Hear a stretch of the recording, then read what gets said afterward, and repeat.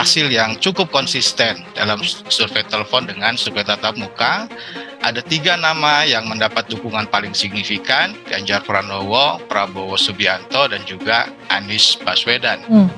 Dan survei terakhir tadi seperti yang kita lihat di tayangan bersama, bahwa selisih antara 2 tokoh, 2 calon, Ganjar dan Prabowo itu hanya sekitar 4% dalam survei telepon, yang itu artinya tidak signifikan bedanya, karena ada margin of error sekitar 3,3%, yang artinya selisih signifikan itu butuh lebih dari 6%. Kita tidak bisa menyimpulkan apakah Ganjar atau Prabowo yang unggul. Yang bisa kita simpulkan setidaknya adalah ada persaingan yang sangat ketat antara 2 tokoh itu di atas.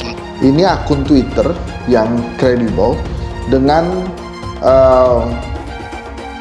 konten-konten yang memang menarik perhatian masyarakat.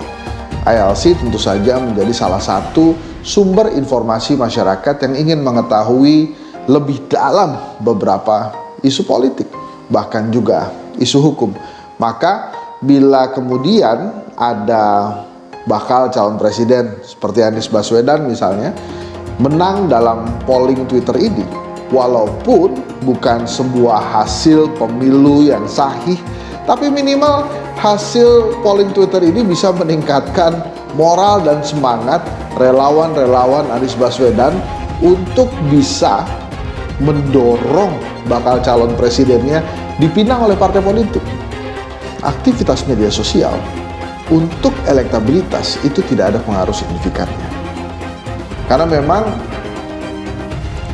dunia media sosial ini kan dunia maya. Maka terus-menerus dikatakan kalau populer itu baru 1 kaki bisa masuk dalam perhelatan atau peningkatan elektabilitas. Karena by law, by constitution kita untuk ditetapkan menjadi presiden, kandidat harus mendapatkan di atas 50% suara. Kalau enggak akan masuk putaran kedua. Makanya kami uji dua nama. Nah, cara dilakukan uji 2 nama itu ada 3 skenario. Skenario pertama bagaimana Pak Anies lawan Pak Ganjar. Skenario kedua bagaimana Pak Ganjar lawan Pak Prabowo.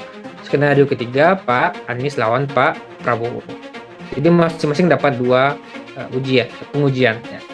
Ketika Pak Anies lawan Pak Ganjar, itu memang Pak Anies unggul dengan selisih sekitar 4%. Dalam konteks apa? Memastikan pemilu 2014 berjalan lancar tanpa kecurangan dengan demokratis. Terpilih Pak Jokowi waktu itu kan, di bulan Juli saya masih ingat. Kemudian sejak Agustus itu, timnya Pak Jokowi dan tim transisi udah bolak-balik ke istana. Udah bisa komunikasi, kalau nggak salah dengan 5 kementerian, koordinasi sampai sebelum pada saat Oktober. Nah ini kalau misalnya ini adalah bagian dari proses transisi, itulah yang benar gitu. Karena ini bagian dari tugas tanggung jawab. Tapi pada saat misalnya cawe-cawe tadi dalam konteks, aduh saya maunya capres-cawapresnya sini sama si ini, koalisinya yang ada hanya 2 misalnya. Lah itu tidak bisa gitu, karena itu bukan presiden seharusnya, itu adalah hak dari parpol. Pilihan responden terhadap Anies pada dasarnya beyond popularitas dan elektabilitasnya. Apakah pilihan responden mewakili kepercayaan mereka terhadap kualitas dan profesionalitas Anies sebagai pemimpin yang mumpuni sebagaimana ditunjukkan melalui tentu reputasinya dalam memimpin DKI Jakarta. Keberhasilan Anies dalam membawa masyarakat DKI Jakarta yang tenang, yang damai, tidak gaduh, ya, sehingga pemerintah Provinsi DKI Jakarta bisa membangun dengan seksama selama rentang waktu 2017 sampai 2022. Memang tidak dimungkiri bahwa peristiwa yang terjadi pada bulan-bulan lalu ya soal Piala Dunia U20 itu masih meninggalkan dampak gitu. Data tangkapan kita melihat bahwa memang dari orang-orang yang sebelumnya memilih Pak Ganjar itu hanya 63% yang bertahan setelah kasus tersebut mencuat. Nah ini kemudian yang menimbulkan adanya fenomena aliran suara juga. Sekitar 12%-an itu kita tangkap mengalir suaranya ke Pak Prabowo. Koalisi yakin Anies mampu bawa perubahan. Lembaga survei Australia Ating Research yang menyoroti elektabilitas kandidat 3 bakal calon presiden yang bersaing ketat membuktikan kepercayaan publik. Wasekjen DPP PKS Zainuddin Paru mengatakan hasil survei tersebut jauh lebih independen karena tidak memiliki tendensi keberpihakan. Survei ini jauh lebih independen dan tidak berbenturan dengan kepentingan.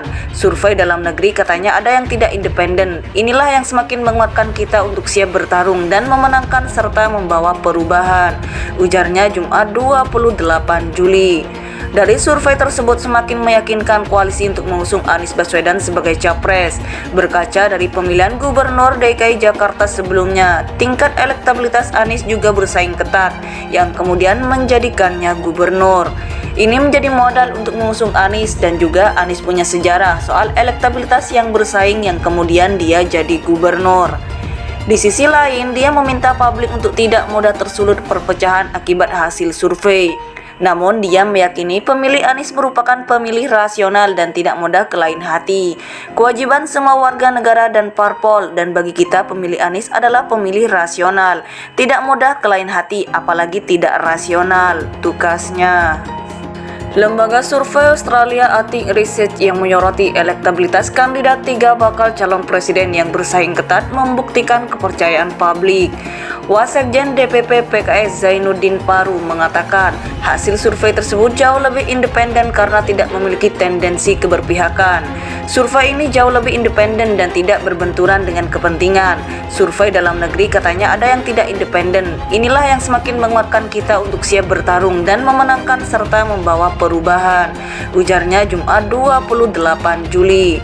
Dari survei tersebut semakin meyakinkan koalisi untuk mengusung Anies Baswedan sebagai capres. Berkaca dari pemilihan gubernur DKI Jakarta sebelumnya, tingkat elektabilitas Anies juga bersaing ketat, yang kemudian menjadikannya gubernur. Ini menjadi modal untuk mengusung Anies dan juga Anies punya sejarah soal elektabilitas yang bersaing yang kemudian dia jadi gubernur. Di sisi lain, dia meminta publik untuk tidak mudah tersulut perpecahan akibat hasil survei. Namun, dia meyakini pemilih Anies merupakan pemilih rasional dan tidak mudah ke lain hati. Kewajiban semua warga negara dan parpol, dan bagi kita pemilih Anies adalah pemilih rasional.